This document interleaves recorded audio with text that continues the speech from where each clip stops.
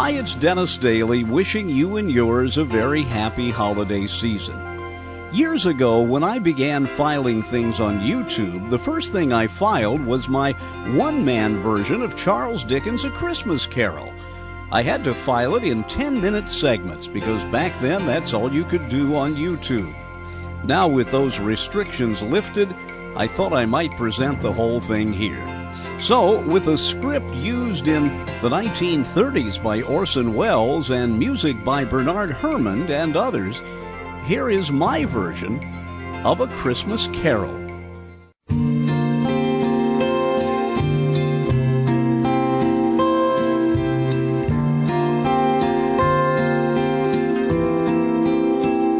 Marley was dead to begin with. There's no doubt whatever about that.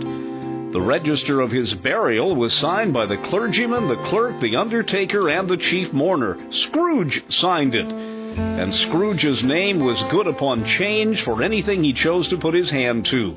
Old Marley was as dead as a doornail. Scrooge knew he was dead? Of course he did. Scrooge and Marley were partners for I don't know how many years.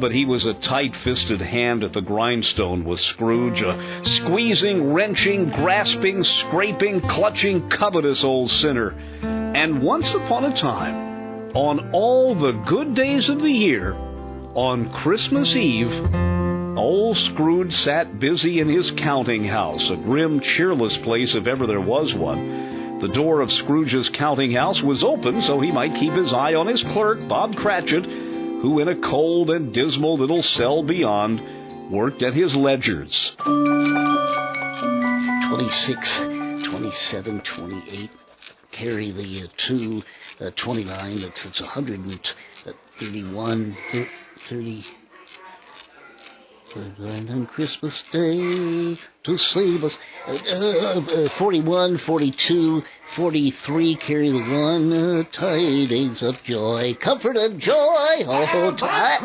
Yes, Mr. Scrooge. Stop that infernal caterwauling! All right, 38, 39, carry the, 35, they're singing those horrible Christmas carols in my front door. All right, go on, get away from my door. Now go somewhere else and bellow your blasted Christmas carols, or I'll give you... It's one of the old customs of Christmas, don't you know? Yes, and I don't want any of your old customs. Take your fellow fools and go away. Christmas, bleh. Yeah, right, sir, and Merry Christmas anyway. Now, you can get that letter from Higgins and Blackthorn, Cratchit, and then I want you to finish posting this ledger, and then you can pop over to Parthingill's and tell Ephraim Parthingill you've come after the 17 shillings and 6 he's owed me since Michaelmas, and tell him I'll have the constable over there if he doesn't pay up at once. Mr. Parthingill's wife is ill, sir. Oh, what do I care about his wife? I want my 17 and 6. Well, I just thought it'd be Christmas, sir. Christmas. If you mention that word one more time, Bob Cratchit, I'll... Oh, Merry Christmas, Uncle. Merry Christmas, Bob. Merry Christmas, Mr. Fred. And God save you, Uncle. Oh, bah humbug. Oh, Christmas a humbug, Uncle. Now, I'm sure you don't mean that. I mean just that, exactly that. Merry Christmas. What right do you have to be merry? What reason have you? You're poor enough. Well, have right. And what right do you have to be dismal about Christmas, Uncle?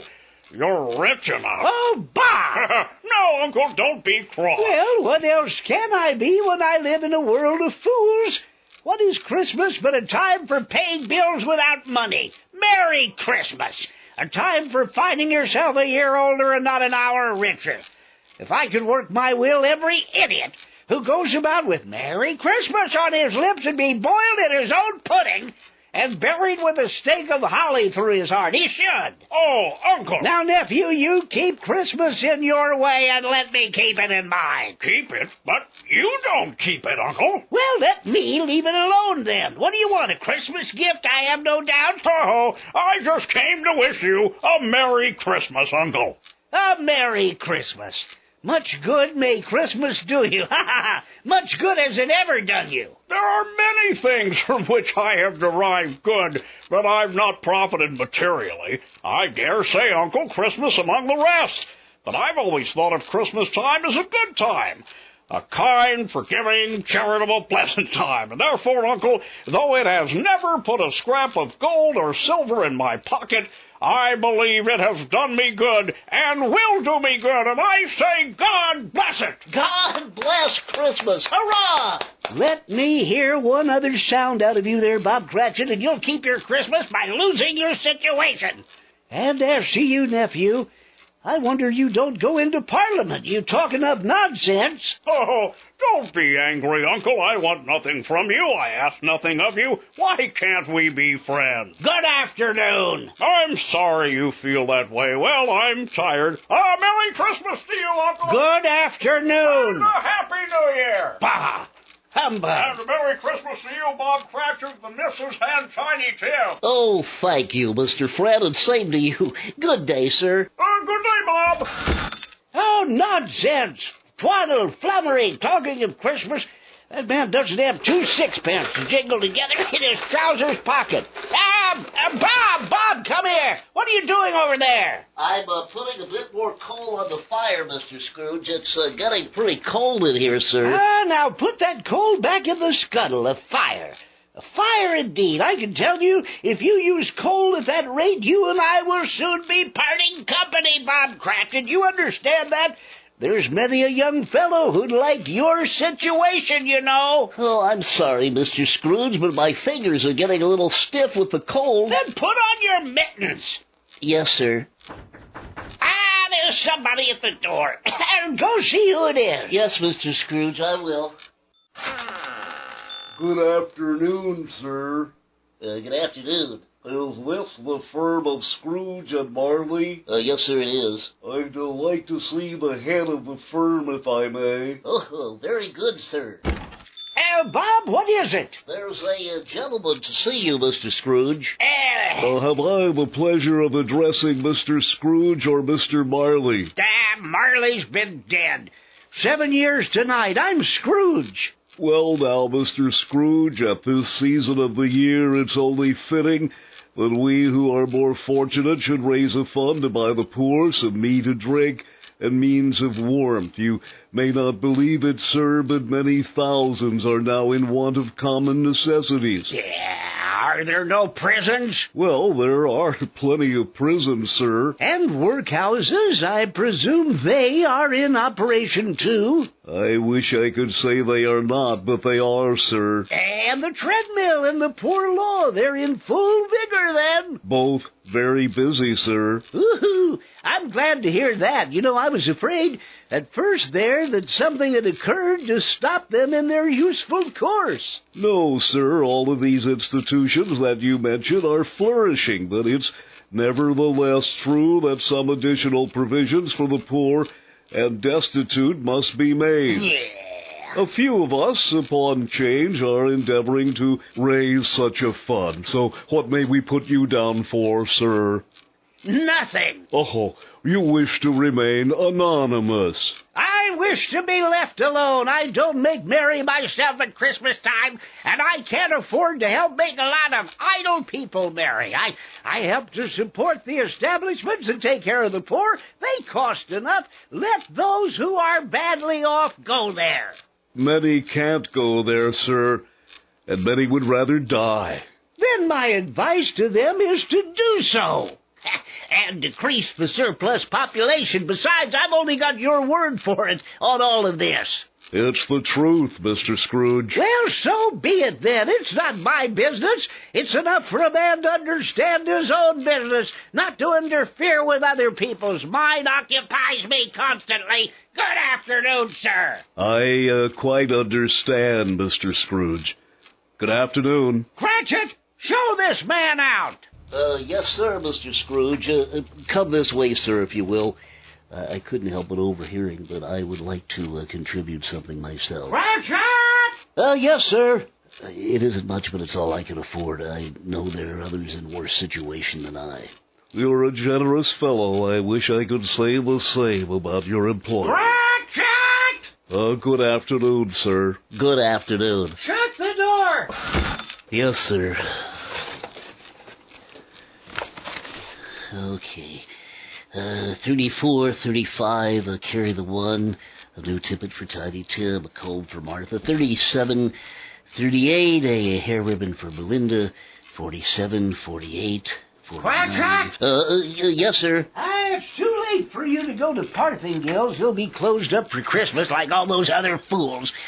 We may as well shut the place down. Yes, sir, it is getting a little dark. It's hard to see the figures. I suppose you'll want the entire day off tomorrow? Well, if it's convenient, sir. It is not convenient, and it's not fair either.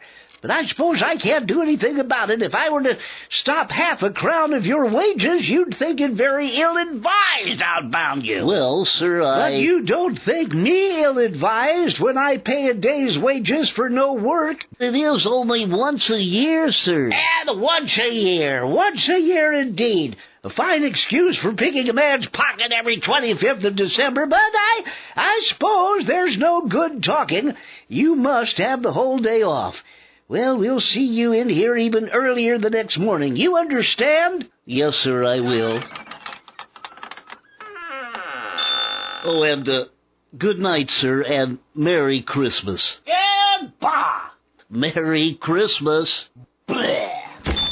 The office was closed in a twinkling, and Bob Cratchit, with the long ends of his white comforter dangling below his waist, for he boasted no greatcoat, went down a slide on Cornhill 20 times in honor of its being Christmas Eve, and then ran home to Camden Town as hard as he could pelt to play with his family at Blind Man's Buff.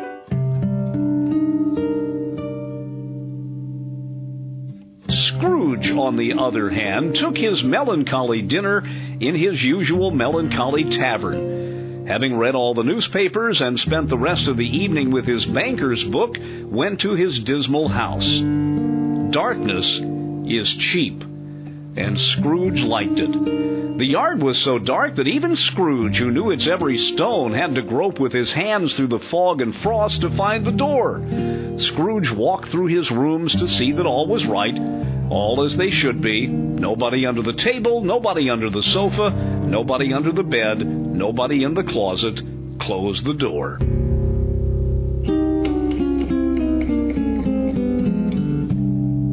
He locked himself in. He double-locked himself in, and took off his cravat, put on his dressing gown and slippers and his nightcap, and sat down before the fire to take his gruel.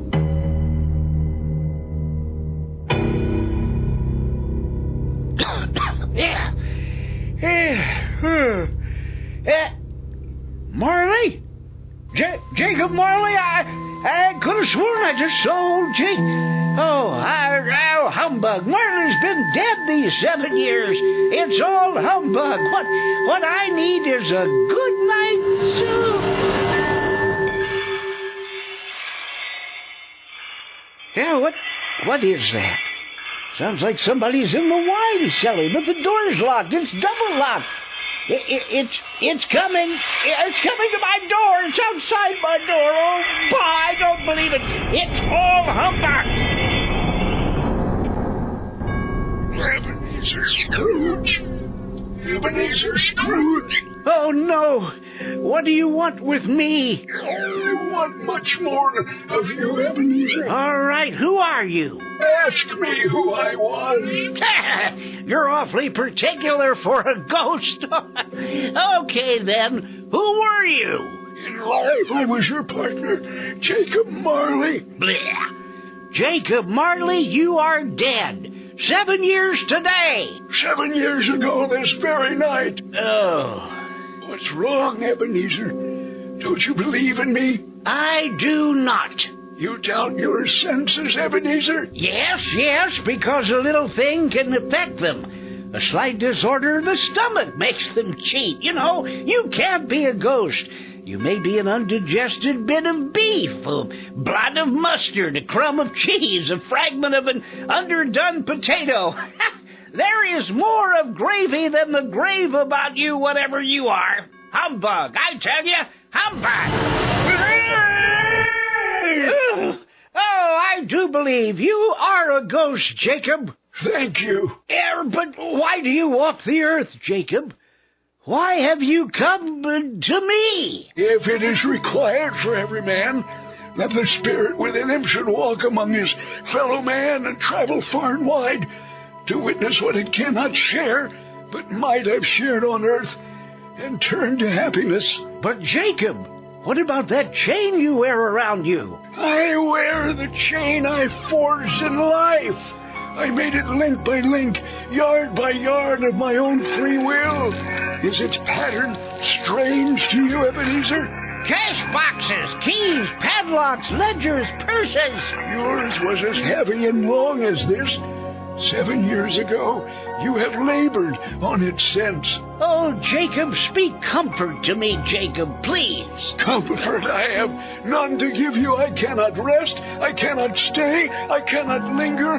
Weary journeys lie before me. 7 years dead and still traveling all the time? Yes, Ebenezer, on the wings of the wind. Ebenezer, do you know that no space of regret can make amends for one's life's opportunities misused? Yes, but you were always a good man of business, Jacob. Business? Mankind was my business. Charity, mercy, benevolence, they were my business. The dealings of my trade were but a drop of water in the comprehensive ocean of my business. Jacob, don't take on so, Jacob. Listen to me, Ebenezer. I'll listen to you, Jacob. Go on, speak to me, but don't be so flowery. Ebenezer, I am here to warn you that you have yet a chance of escaping my fate. Do you hear that, Ebenezer? Yes, Jacob, yes, you always were a good friend to me, Jacob, thank you, but go on. How shall I escape? I'm afraid, Jacob. You will be haunted by 3 spirits. Is that the only chance and hope, Jacob? It is your only chance and hope. Well, then, I think I'd rather not. Without their visits, you cannot hope to shun the path I tread.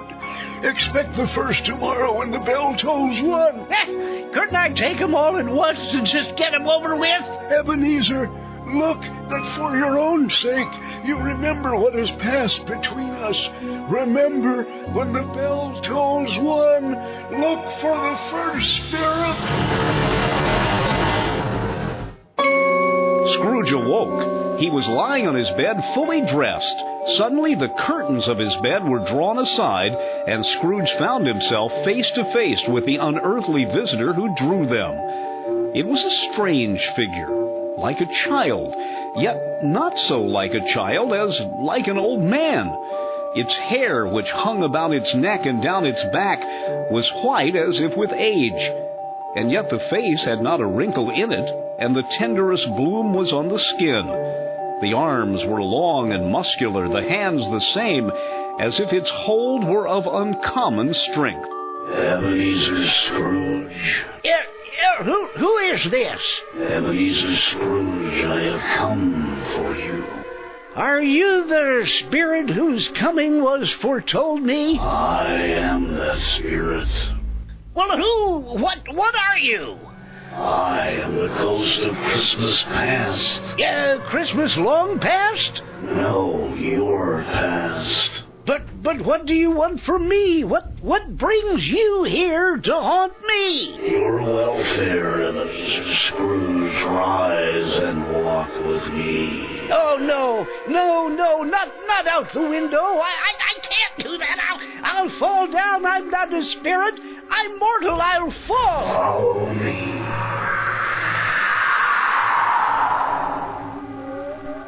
And Scrooge followed, as the spirit led him up, and farther back in time. Spirit, where are we? It's snowing. What's become of the city? Where have we gone?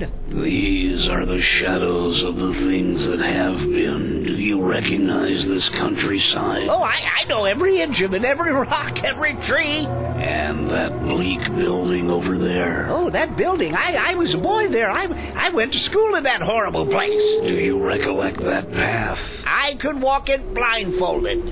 Strange. You should have forgotten it so many years. Let us go closer. Look through the window, Scrooge, in a barren room. I see a boy. A solitary child, neglected by his family, alone. I see, I know that boy. Your lip is trembling, Scrooge. And what is that on your cheek? Oh, no, it's nothing at all. I just wish but it's too late now. What is the matter? Nothing.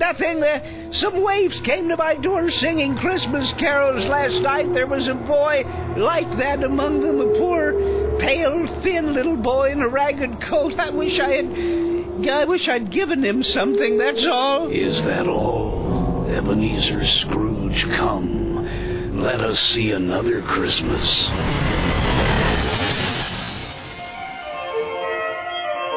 Do you know this place, Ebenezer Scrooge? Do I know it? It's the old counting house where I was apprenticed. Oh, that's my old master, bless his heart, old Fezziwig. He's alive, hosting one of his old Christmas parties. That carefree young man with a light heart and gay smile. Do you recognize him? Yes, merciful heaven, how happy I was back then. A small matter for old Fezziwig to make those folks so full of joy. Small matter, small indeed. Isn't it? He has spent only a few pounds of your mortal money.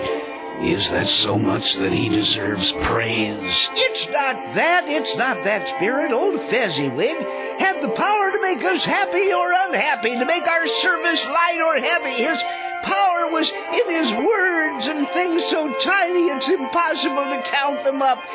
The happiness he gave us was not quite as great as if it cost What is the matter? Nothing at all, Spirit.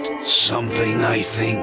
No, it's just that I'd like to be able to say a word or two to my clerk, Bob Cratchit, that's all. My time grows brief, and there is something else you must see. And the Spirit again carries Scrooge away to another time and another place. Scrooge looks down, seeing himself with a young girl at his side, but there are tears in her eyes. He watches as she breaks off her engagement with him, claiming that Scrooge's spirit has become altered because of his increasing love of money. No, Spirit, take me back. I can't bear any more.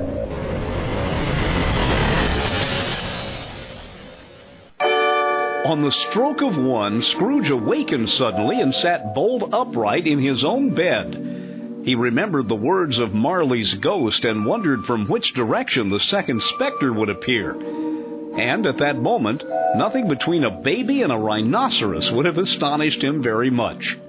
Now, being prepared for almost anything, he was not by any means prepared for nothing. And consequently, when no shape appeared, he was taken with a violent fit of trembling. 5 minutes, 10 minutes, a quarter of an hour went by, yet nothing came. Then as he sat in his bed, he became aware gradually of a great blaze of ruddy light which seemed to shine upon him from the adjoining room. He got up softly and shuffled in his slippers to the room. It was his own sitting room, no doubt about that, but it had undergone a surprising transformation. The walls and ceiling were so hung with living green that it looked a perfect grove, from every part of which bright gleaming berries glistened, and such a mighty blaze went roaring up the chimney as had never been known in Scrooge's time, or for many and many a winter season gone. Heaped up on the floor to form a kind of throne were turkeys, geese, game, poultry, great joints of meat, sucking pigs, long wreaths of sausages, mince pies, plum puddings, barrels of oysters, red-hot chestnuts, and seething bowls of punch that made the chamber dim with their delicious steam. In easy state upon this couch there sat a jolly giant, glorious to see, who bore a glowing torch, in shape not unlike Plenty's horn, and held it up, high up, to shed its light on Scrooge as he came peeping round the door. Come in, Ebenezer Scrooge, and know me better, man. Yeah, who are you? I am the ghost of Christmas present. Look upon me. You've never seen the likes of me before. You're different from the other spirit. You're tall. You're almost a giant. You carry a great torch. Its light pours into the homes of rich and poor alike. Spirit, take me where you will. Last time I went against my will, and I learned a lesson which is working now. If you have anything to teach me, let me profit by it. Touch my robe, Ebenezer Scrooge. Touch my robe. Spirit, what is that below us? A humble dwelling on a humble street. It is a humble place. Yet there is happiness here. And through the window I can see a family. This is the family of your clerk, Bob Cratchit. His wife in twice-turned gown, but rich in ribbons, laying the table for Christmas dinner. Come down with me. Oh, Spirit, how happy they seem. And there's Bob Cratchit just coming in the door. Bob, welcome home. And how did Tiny Tim like church? Oh, dear, he was as good as gold, just as ever. And Mother, they sang all kinds of nice songs. I hope people saw me. Saw you, Tiny Tim, and why? Well, don't you see, because I'm lame. If they saw my crutch, it might be pleasant for them to remember on Christmas who it was who made the lame beggars walk and the blind men see. Oh, God bless you, my son. Tell me, Spirit, will Tiny Tim live? I see a vacant seat in the poor chimney corner and a crutch without an owner, carefully preserved.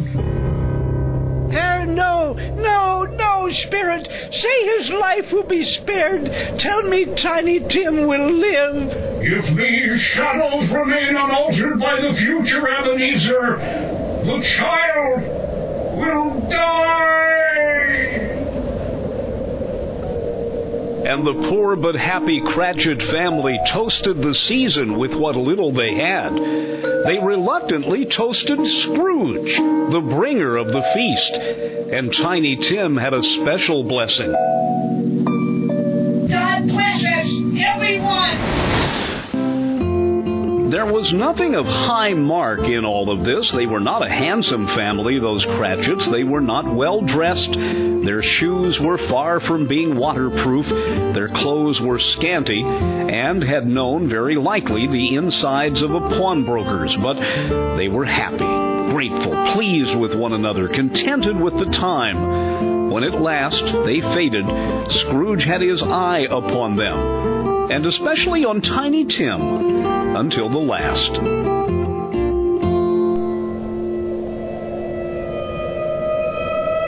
Many calls Scrooge made that night with the ghost of Christmas present. Down among the miners they went, who labor in the bowels of the earth, and out to sea among the sailors at their watch, dark, ghostly figures in their several stations. Much they saw, and far they went, and many places they visited, but always with a happy end. The spirits stood beside sick beds, and they were cheerful, on foreign lands, and they were close to home, by poverty, and it was rich, in almshouse, hospital, and jail, where vain man in his brief authority has not made fast the door and barred the spirit out. The spirit left his blessing. It was a long night, if it was only a night, and it was strange, too. And while Scrooge remained unaltered in his outward form, the ghost grew older, clearly older. My life upon this globe is very brief, Ebenezer Scrooge. It ends tonight. Tonight? Tonight at midnight. Hark! The hour has come. No, not yet. There are still so many things I want to learn. These you will learn from still another spirit, Ebenezer. Still another spirit. Scrooge looked about him for the ghost. It had vanished, and he found himself once more in his bed, in his dressing gown and his nightcap on his head. He heard the clock strike. And then he remembered the prediction of old Jacob Marley, and lifting up his eyes, beheld the third spirit. A solemn phantom, shrouded in black, draped and hooded, coming toward him slowly and silently, like a mist along the ground. I know you. You're the ghost of Christmas yet to come. You'll show me the shadow of things that have not happened, but will happen in the time before us. Answer me, spirit, ghost of the future. I fear you more than any specter I've seen. Yet I know your purpose is to do me good, and I hope to live to be another man from what I was. So lead on, the night's waning fast. Time is precious. Oh, Spirit, why have you brought me back here? Back to Bob Cratchit's home, but things are not the same. I went to the churchyard today, dear. I wish you could have gone with me. It would have done your heart good to see how sweet and green a place it is. But you will see it often. I promised Tiny Tim we would walk there on Sunday. I'm trying to understand it too, my dear. My little son, Tiny Tim, I loved him so. Spirit, that's cruel, it's cruel. Can you give me one ray of hope that I can change all of this, that Tiny Tim will live? Oh, Spirit, where are you taking me now?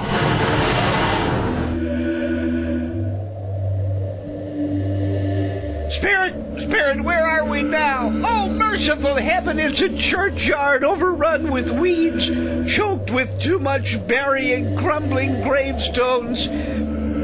Spirit, before I draw nearer to that gravestone, answer me one question. Are these the shadows of the things that will be, or the things that may be only?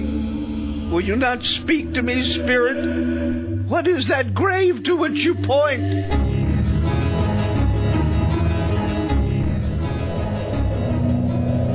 Oh, now I see it. There's writing on that stone. The name on the gravestone is Ebenezer Scrooge.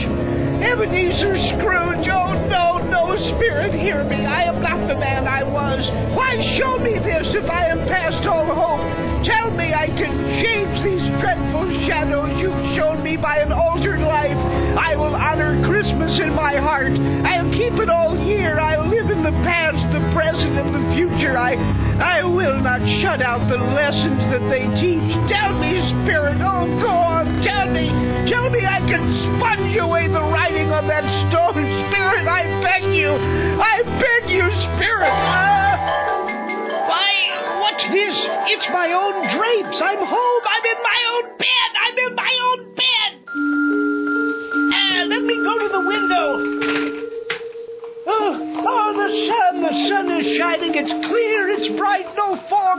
What a beautiful day. It's glorious. Hey, boy. Yes, sir? Say, what is today?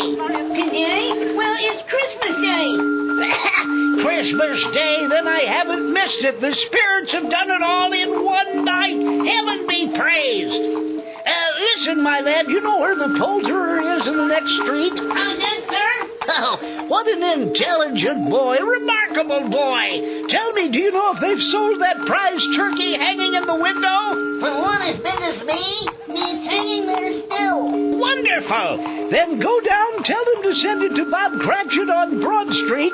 Tell them not to say who paid for it. Now go along, hurry. Here. Wait a minute. Here's $50 for your trouble. Oh, Merry Christmas, everybody. Oh, I'm I'm as light as a feather. I'm happy as an angel. I'm merry as a schoolboy. Merry Christmas! Merry Christmas, everybody! Happy New Year!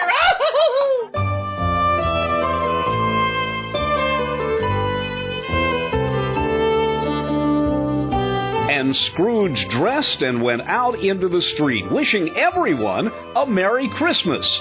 Then he ran into the man who had come to his office asking for money, and quietly took him aside. Sir, over here, please. I'd like to make a little contribution here for Christmas, and do me a favor, don't say anything about it, please, and then come by and see me again. Next morning, Scrooge was early at his office. He went early for a reason. If he could only be there first and catch Bob Cratchit coming late, that was the thing he'd set his heart upon. And he did it. Yes, he did. The clock struck 9, no Bob. 1:15, no Bob. Scrooge sat with the door wide open so that he might see him come in. At last he came. His hat was off before he opened the door, his comforter too. He was on his stool in a jiffy, driving away with his pen as if he were trying to overtake 9 o'clock. 15 and 21, 6, carry the 1, 24, carry the 2, 35. Hey, Cratchit! Yes, sir. Step this way, Cratchit, if you please. Yes, sir. Yes, Mr. Scrooge. Yes, sir. Say, Cratchit, what do you mean by coming in this time of day? Well, I'm very sorry, sir. I'm behind my time. Yes, you are. I think you are. Well, it's only once a year, Mr. Cratchit. It shall not be repeated. I was making rather merry yesterday, sir. Well, I'll tell you, my friend, I will not stand for this sort of thing, and therefore, Bob Cratchit, I'm going to raise your salary. Mr. Scrooge, are you yourself, sir? No, thank heaven I'm not quite myself. Merry Christmas, Bob. Merry Christmas, my good fellow, and a merrier Christmas than I've given you in many a year. I'll raise your salary, and we'll see what we can do for Tiny Tim and the rest of your family. We'll discuss it this afternoon over a bowl of smoking bishop.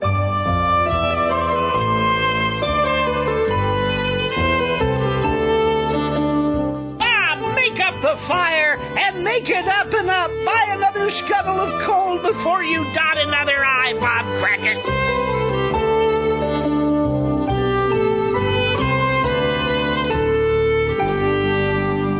Scrooge was better than his word. He did it all and infinitely more. To Tiny Tim, who did not die, he was a second father. He became as good a friend, as good a master, as good a man as the good old city knew, or any good old city, town, or borough in the good old world. Some people laughed to see the alteration in him, but he let them laugh and little heeded them. His own heart laughed. That was quite enough for him. He had no further intercourse with spirits, but lived upon the total abstinence principle even afterwards. And it was always said of him that he knew how to keep Christmas well, if any man alive possessed the knowledge. And may that truly be said of us, of all of us. And so, as Tiny Tim observed, God bless us, everyone!